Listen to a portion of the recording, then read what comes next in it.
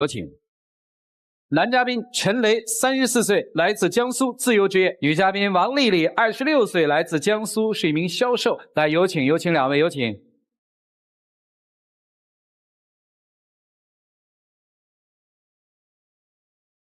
欢迎两位哈。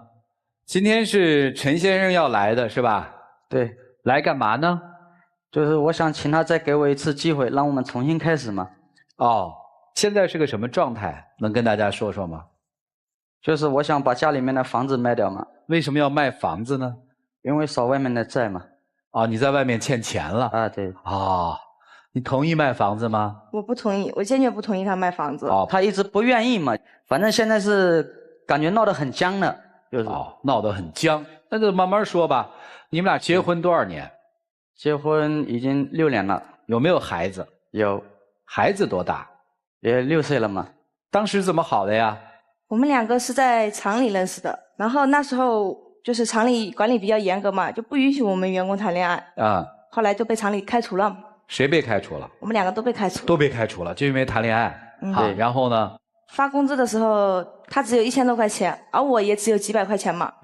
就这样，后来我跟着他离开了厂。那时候身上钱也不多，到外面衣食住行什么都要钱。没过多久吧，钱也花完了。最苦的时候睡过网吧，睡过公园。那时候虽然苦，但是我也觉得挺开心的。2011年的时候我怀孕了，那我们就商量着结婚。2012年我们就生了一个女儿嘛。结婚过后他就好像是变了一个人似的。不回家也不顾家。结婚3天吧，他就出去了，他要到外地去。他说跟朋友做了一个小工程，说要去做生意。我说那去就去呗，也不能天天在家待着。过了1个星期他回来了，他把手上的结婚戒指都弄丢了。哦，干嘛去了？当时的确是招标了一个工程嘛，我朋友嘛就是叫我们一起过去看嘛。但是请对方吃饭呢，到最后就是工程也没做到，我也当时被骗了嘛。我一直在应酬对方，有一天晚上就是这个酒喝了有点多嘛，后来自己也不知道把这个戒指丢到哪里去了。哦，等于说揽工程，工程也没揽回来是吧？戒指还丢了，是不是？后来呢？因为那时候结了婚了嘛，因为生了孩子，我想就算了吧，就这样。过后就是有一次孩子生病了，我给他打电话，打了好多电话他都不接，后来他把手机都关了。其实当时我也知道孩子生病嘛，这件事情我做的最混的一次吧。孩子生病了，在医院没有钱，我也急。在外面要钱的时候，就是我向对方要钱的时候，想要一部分回来给孩子在医院里面看病嘛。没想到要到最后，就是对方给我的手机都拉黑名单了。我也很着急，我也最后就是无知所措了，我把手机都关了嘛。就是那一次最混的了。哦。回来前你觉得不知道该怎么办，所以你也不联系老婆了，是这意思吗？对。孩子跟他关系好吗？孩子？不好，别人家的孩子都是开开心心的。父母领着去动物园呐、游乐场啊，我们家孩子这么大了，甚至都没去过。你们结婚之后，他是常年在外头，还是也在家里？孩子小的时候，我是经常在家里带孩子，他是一直说在外面挣钱的，然后他也没挣了多少钱回来，每个月的工资都没有他拿出去的多。等于你结婚之后就不工作了是吗？对，我就在家里带孩子。你在家里带孩子，按照分工你是出去挣钱是吧？对。但是你挣不回来钱是不是？对。钱都从哪儿来呢？爸妈给点嘛，就是。他在外面工作的努力吗？不努力。那你在外面干嘛呢？其实不是不努力嘛，因为我那时候一直想嘛，我在工厂里面拿一点点那个收入，怎么给老婆孩子带来美好的环境呢？就是自己一直在外面想拼搏啊什么的。你都干嘛了？在外面拼搏？在外面像朋友啊做生意的，就是一起跟人家过去。后来到最后，其实把那一份工作自己也弄丢了。等于这么多年来你无所事事，是这意思吗？就6年来你可能做了很多事儿，但是一事无成。对。努力了吗？其实我也在不断的努力啊。可是现实不是我想象的那么好。你现在在外面欠了钱了是吧？对。欠多少钱啊？大概20万吧。怎么欠的呢？做生意亏了，还有做事的时候请人家吃饭啊，都是消费比较高的嘛。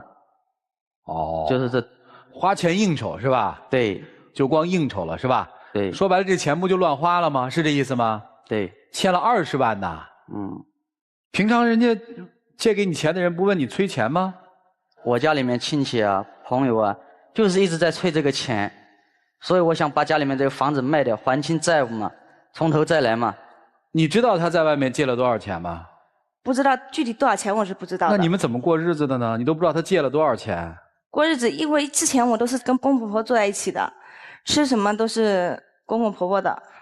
哦，那现在你要卖的房子是什么房呢？就是我们家仅有的一套房子嘛。这房子是谁的呢？我父亲他们房子嘛。哦，你还要卖你父母的房子啊？就是我是家里面唯一的儿子嘛，想把这个房子卖了，就是买一栋小一点的，剩下来的钱就是把我还清外面的债务嘛。卖了房，你父母住哪儿呢？买一个小一点的面积嘛。我也跟我父母沟通过了嘛，我父母叫我们夫妻2个沟通嘛。他不同意。对。那这房子再卖了，等于什么都没有了，你是这么想的吧？是的，万一他还那样的话，我跟孩子连住的地方都没有了。哇，你可以哈！这6年就在外面晃晃荡荡晃了20万的债回来是吗？这6年呢，我也在努力啊。别人的孩子有了，我也想我自己的孩子有嘛。那你努力工作呀。可能就是工作。你这6年有多少时间待在家里，有多少时间在外面？你方便说吗？在外面的时间比较长嘛。在家里面的时间1年大概，比如12个月，你有多少个月是在外头，多少个月在家里？正常是在家里面1年最多1个月吧，到2个月这样的。我的天哪！那你等于嫁给一空气嘛？就春节回家是吧？有时候春节也不回家的。春节不回家去哪儿了呢？就是在外面嘛，没有脸回去嘛，就是感觉到很自卑的那种。啊。他年龄比你大，对不对？大8岁。你跟他结婚的时候多大呀？22岁。他那时候30了哈。你跟他是初婚还是再婚？我有过一个孩子吧。你知道吗？之前我不知道。什么时候知道的？2年过后我才知道。就是有一次在朋友聚餐的时候，他朋友就对他讲，他说你儿子不小了吧？当时特别的震惊，我说你儿子？你什么时候都有一个儿子了？我跟你在这么长时间我都不知道。这个事情我不一直向你解释吗？因为那时候我也不敢说，怕说了你会离开我，所以我没对你讲，一直把这个事情压在自己心里嘛。你是有个孩子是吧？对。就跟他结婚之前。对。男孩女孩？男孩。哦，那这孩子跟谁呢？跟着我，在我父母那边嘛。哦，等于那孩子也跟你一起生活是吧？对。然后你们都花他父母的钱，你还出去折腾，现在等于折腾完了以后，在外面欠了一屁股的债，又想把爹妈的房子给卖了。我只想卖了房子过后还清债务，重新开始嘛。重新怎么开始呢？踏踏实实的，一步一个脚印的，在厂里面上班嘛。哦，你现在还想跟他过吗？我怎么说呢？孩子都这么大了，我想不想跟他过，反正看他自己吧。我天，你还看他自己？就是他愿意跟你过，你就跟他过是吧？不是，他如果好好的话，我肯定会跟他过的，要不然我早就离开他。但是房子我是不可能卖的，因为什么？如果房子卖了，他还那样的话，我们真的连住的地方都没有了。家里面所有的财产就剩这套房子了吧？对。平常吃饭靠什么吃饭啊？吃饭之前的话，我们都是跟公婆住在一起。小孩子上幼儿园开始，我也出来上班了。啊，等于你们家的主要经济来源是你加上公公婆婆。对。就是你们挣的这些钱，他拿出去花，是这意思吗？对。我天！因为我少外面这么多钱，一直被外面向我要这个钱，我也不能安心的去找一份工作什么的，我就想把房子卖了嘛，我们买一栋小一点的，让我重新开始，踏踏实实的就是。哎呦，你是个啥主张啊？没意见啊？我就是不同意他卖房子，然后日子怎么办呢？日子他要想过就过，不想过咱就散。然后，反正我也能凭自己劳动养活一家老小。散怎么个散法嘛？房子总归是公公婆婆然后带着小孩住的，要不行的话就是我带着小孩。就是我要是，我理解了，就是说其实在离婚这个问题上你也没考虑过，是吧？对，因为要不然这样的话我早就跟他离了，因为小孩还小嘛，小孩也挺可怜的。你们看看应该怎么办吧，一起进入丘比特问卷。我不知道为什么女生能坚持到现在。你口口声声说孩子可怜，其实你不觉得这样的日子过下去，孩子会更可怜吗？你现在完全就是一种守寡式的婚姻状态，有他没他，有区别吗？你一个人挣钱养活孩子，交学费，给孩子买吃买喝买穿，无非就是公公婆婆帮你带了孩子，跟他有关系吗？但是完全没有关系。我还是希望他能改好了。然后，如果他能改得好，这6年他早就有转变了。而且在一开始你们2个人谈恋爱的情况下，他居然隐瞒自己有儿子的这个事实，你在嫁他的时候就没考虑过这个问题，在你们的感情当中是一个多么大的问题，多么大的谎言。那时候考虑过，就是年轻，而且你的日子现在过得糊里糊涂。他在外面挣了多少钱，花了多少钱，你们家现在有多少钱，这个钱怎么规划，他在外面6年在干嘛，过年甚至都不回家，日子过成现在这样，有很大责任是你自己造成的。为什么会把日子过成这样呢？而且为什么这样的婚姻你还要把主动权交给他，说看他过不过，看他想不想离婚？你怎么就是卑微成这个样子，我就不明白。为什么？男生我真的不想说什么，因为有一种努力就叫嘴上努力，嘴上说的特别好听，我想，可是在这个想的背后，你做出了什么呢？不光自己不挣钱，还花家里的钱，现在2个孩子的情况下还在啃老。女生，这样的日子你还要不要继续下去了？你还要不要这样糊里糊涂的过你的人生，甚至搭上你女儿的人生？孩子现在还小，你为了孩子将来考虑，有这样一个爸爸做榜样，双引号的榜样啊，你想想你未来孩子会是什么样子？好吧，谢谢。男生反复强调说，在外面闯的这6年是在为家里人。如果是真的话，为什么1年才回来1到2个月，甚至春节都不回来，这么特殊的时间都不回来？很难相信说你在外面这6年是为了家里人，是为你自己吧？那我想问你一个问题，为什么6年怎么说都不改？为什么现在要改了？因为烧外面的菜现在天天被人家要嘛。被别人逼回来了是吧？对。你是害怕别人的逼债，或真正的心回到了这个家？是前者是吗？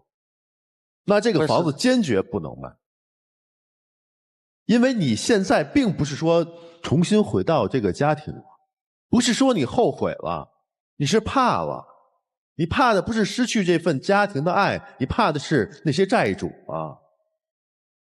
所以房子肯定是不能卖，用你的实际的行动去还债，因为房子不是你的，你凭什么拿别人的东西来还自己的债呢？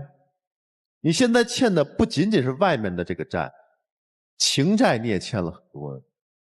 你现在是要还债，一边还钱，一边还自己的妻子、孩子，甚至于你对自己父母欠下的那份情债，你知道吗？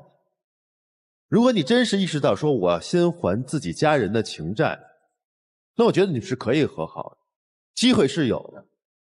但仅仅是害怕那些外面的债主的话，你把这一家老小的未来往哪里放？如果你真有一丝悔意的话，回到厂子里去，发挥你的一技之长，做得像一个男人，像一个老公，像一个父亲，好不好？好，赶紧努力去做吧。至于女孩啊，房子断然不能卖，只要她的心能够回来，我觉得可以给她一个机会，好不好？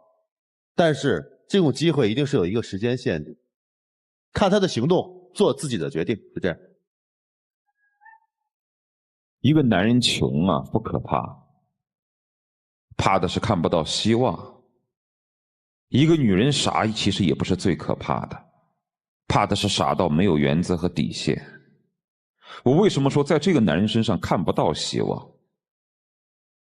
他曾经有过一个孩子，跟着的是他的父母，他并没有从那段感情当中找回到男人的责任，而是一股脑的把责任推给了父母，然后轻轻松松的和你恋爱。恋爱之后再双双被开除。事实上，从你的资料当中我所看到的不是双双被开除，而是当你们发现恋爱是工作单位所不允许的情况之下，他劝你要辞职，是吧？所以从第一次感情当中没有找回男人的责任，第二次跟你在恋爱的过程当中又以牺牲你的利益为前提，这像个男人吗？跟你结婚之后没有踏踏实实的去履行2个孩子和对妻子的责任，以及对于父母的孝顺，踏踏实实工作，长达6年在外面混，都不能找到一条回头路，都没有愧疚之心，你觉得这样的一个男人还有希望？另外，从你们的资料上所了解，他对自己的孩子是完完全全不管不问，当着孩子的面吵架也不拿钱回家，倒是给别人家的孩子包大红包，是这样吧？自己家本来就穷得叮当响，在外面吃饭还打肿脸充胖子，把邻桌的餐费2000多元的海鲜钱也给买单了，是吧？是有这个事儿吧？是的。所以你说说看，从你身上哪一点看得到希望？请问，凭什么给你再一次的机会？你看不到希望吗？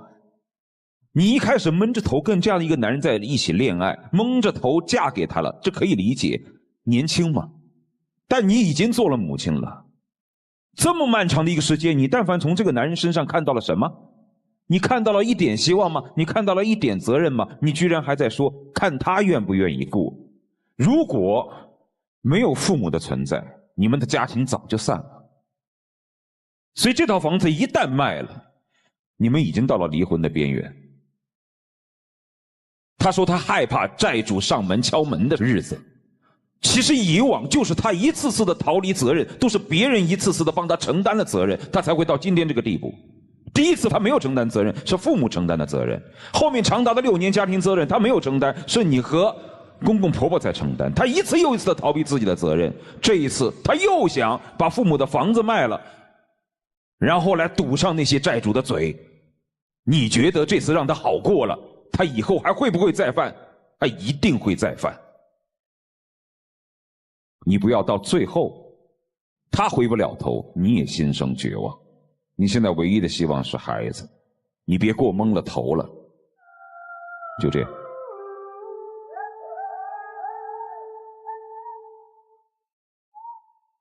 女生啊，人生要有大方向啊，拿好主意吧。是要改变是吧？浪子回头，好好回吧，做出点实际行动来吧。接下来进入那几天喝古方红糖真情60秒。就给我一次机会吧。如果你要跟我离婚的话，我想要这个房子，我也不知说什么了。反正嘛，如果你给我机会，我就会好好的那个。为了你，为了孩子，你就再相信我一次吧。为了孩子这么多年，你也没怎么管过孩子，我也不知道该不该相信你。这么多年，你话都说得那么好，但是你从来都没有一件事说兑现过你的承诺的，你还要我怎么跟你说呢？我受够了你给的痛，最后就像是一个梦，梦里的我不会梦，痛不过是没死去的一谢谢2位啊，我真的一点都不痛，我真的不需要你懂。来，请关门。